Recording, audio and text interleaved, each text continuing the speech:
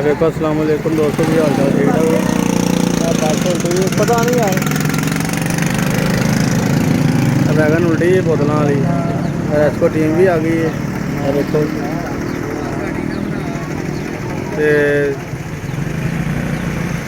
road जान दिया इधरों कैंज उल्टी है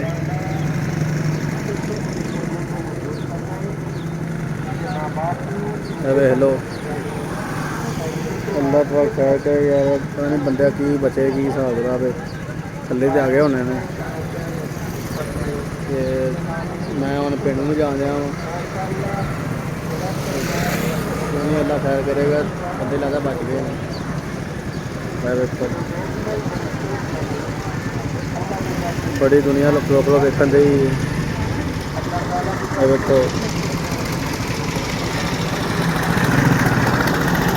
रेस्को टीम आ गई है